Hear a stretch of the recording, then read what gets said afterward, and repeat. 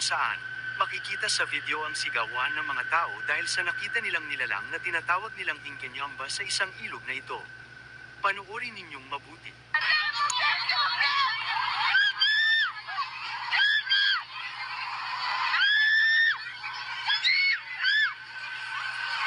Makikita sa video ang sigawan ng mga tao dahil sa sinasabi nilang nakita nilang kakaibang uri ng nilalang sa tubig na tinatawag nilang Inkenyamba. Ang Inkenyamba ay isang uri ng nilalang na according sa legend, sinasabing ang kinatatakutang Inkenyamba ay unang nakita at nagtatago sa paligid ng Hawak Falls, KwaZulu-Natal. Ang kwento at paniniwalang ito ay nagmula sa Zulu culture na ilang dekada na ang nakakalipas. Sa katunayan, makikita sa loob ng mga kuweba sa lugar na ito ang painting na iginuhit ng sinauna nilang mga ninuno, at makikita ang itsura ng nasabing nilalang at pangyayaring pananalasa ng Inkenyamba na ito mula sa wall ng nasabing kuweba. Inilalarawan nila ang nilalang na ito na isang agresibo, at tila baka halintulad ito ng isang dambuhalang ahas na may mahigit 20 talampakan ang haba. Dito rin ay nagbigay pa ng cash reward ang isang television news network sa sinumang makakapag-provide ng larawan ng nasabing nilalang. Sinasabi din na nagplano pa ang gobyerno upang hulihin ang nasabing halimaw, subalit hindi ito natuloy dahil sa sinasabing panganib nitong taglay para sa manghuhuli nito. Viral din ang video clips na ito ngayon sa internet, na kung saan ay makikita ang pag-ahon ng tila ba isang higanteng puppet mula sa tubig. Makikita rin ang paggalaw ng ulo at mga mata nito habang inaahon sa tubig, dahilan upang ma-curious at matakot ang mga viewers dito. Panuorin ninyong mabuti.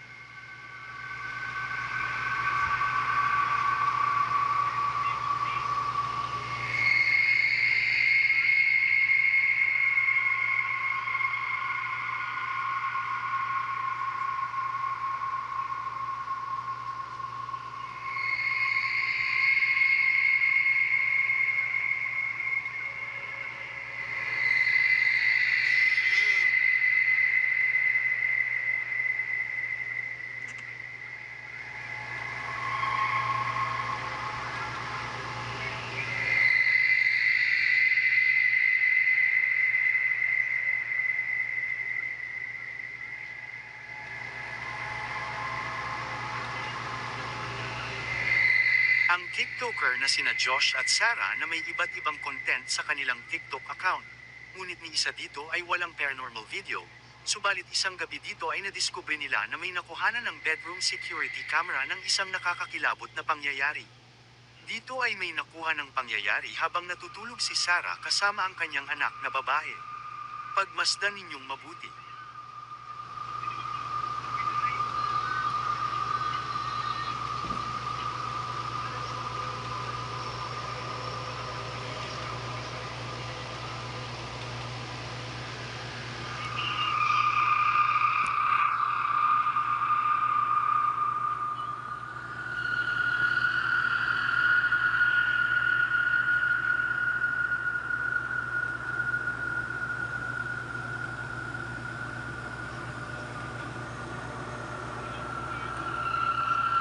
Makikita sa video na habang natutulog si Emma, ay bigla na lamang gumalaw ang katabi niyang laruan. Subalit ang mas nakakatakot dito, makikita sa video ang paghila ng damit ni Emma buhat sa likuran nito. Sinasabi na ang pangyayaring ito ayon sa mga viewers ay isang paranormal activity, subalit dito ay nananatili pa ring naguguluhan si Sarah sa pangyayari. Subalit ng mga sumunod na gabi, dito ay may mas nakakakilabot na pangyayari ang makukuhanan ng kanilang CCTV camera. Habang nasa trabaho si Josh, samantalang natutulog naman si Sarah sa kanilang bedroom, dito ay may nakakakilabot na makukuhanan ang baby monitor na nakalagay sa kwarto ni Emma. Panuorin ninyong mabuti kung ano ang makukuhanan ng camera.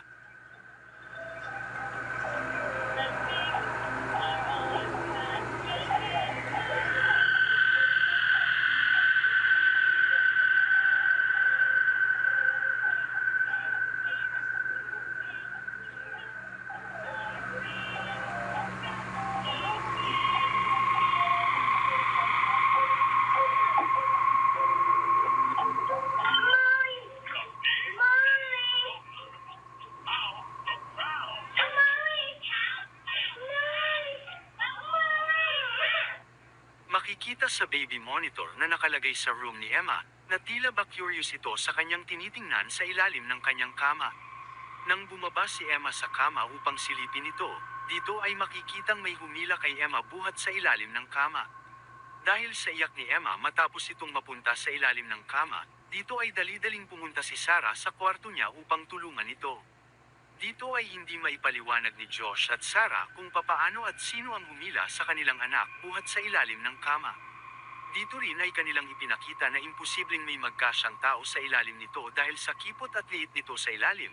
Kaya naman magpahanggang sa ngayon ay nananatili pa ring misteryo ang pangyayaring ito. Ang video namang ito na mula sa Japan, na kung saan, sinasabi ng homeowner na ito na ang kanyang tinitirhang bahay ay may nangyayaring paranormal activity at isang haunted house. Dito rin ay sinasabi ng may-ari na palagi siyang nakakakita ng kakaibang nilalang at mga shadow figures sa loob ng bahay na ito.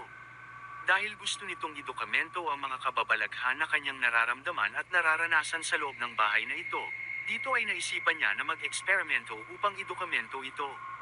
Sa unang video na kanyang kinuhanan, dito ay may nai-record siya ng mga footstep. Pagmasdan ninyong mabuti. Pwede.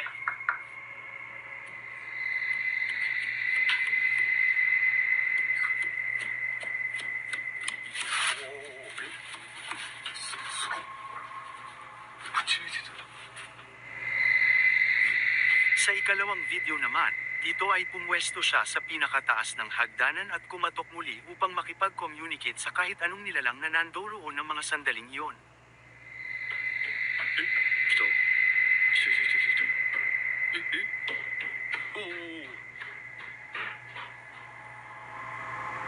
Dito ay nagsindi ang motion light na nakalagay sa mga baitang ng hagdanan, indikasyon na may nase-sensor itong motion or movement sa hagdanan. Ang isa pa sa pinaka-intriguing video na ito, na kung saan ay naglagay siya ng 2 rolyo ng tissue sa hagdanan na nakasabit sa isang stick na nakatukod sa magkabilang wall ng hagdanan.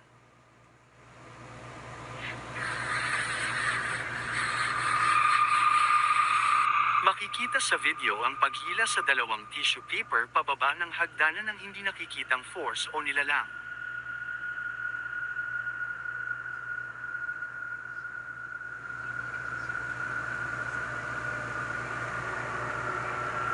Sa sumunod na experiment na video naman, dito ay naglaro ng game of Jenga ang homeowner na ito upang makipag-communicate sa nasabing espiritu. Pagmasdan ninyong mabuti kung ano ang mangyayari.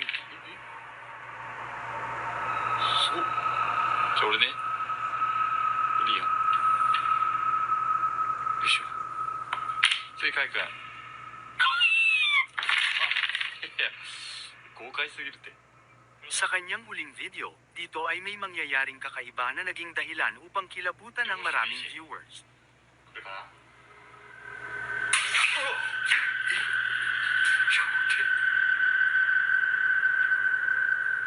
ロさん風呂終わったよでもありがとうすごい素敵すげえこれ一生撮っとこう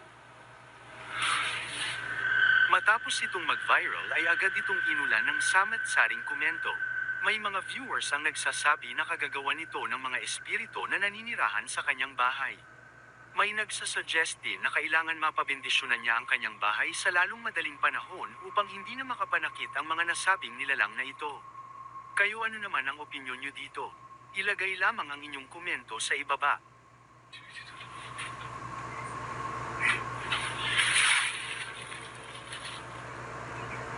Trending din ang video na ito sa TikTok, na kung saan, sinasabi na ang aso na ito ay hinihinalang isang skinwalker dahil sa kahinahinalang galaw at anyo nito. Pagmasdan ninyong mabuti.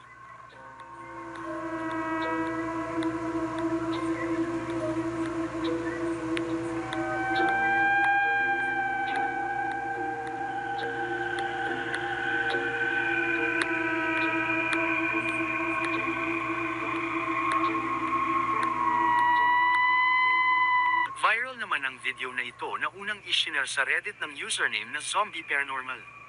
Ayon sa uploader, habang naglalakad ito sa gilid ng kalsada, ay bigla na lamang itong nakakita ng isang babae na may kakaibang itsura.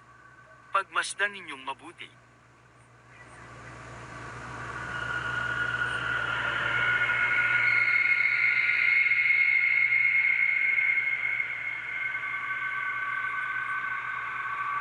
Makikita sa video ang kakaibang itsura ng babaeng ito, partikular na ang mga mata nito at kakaibang ngiti nito, dahilan upang makaramdam ng takot ang uploader na ito nang makita niya ang babaeng ito.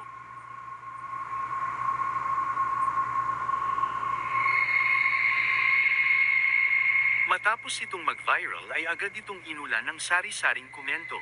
May mga viewers ang nagsasabi na maging sila ay kinikilabutan sa kakaibang itsura at misteryosong ngiti ng babaeng ito.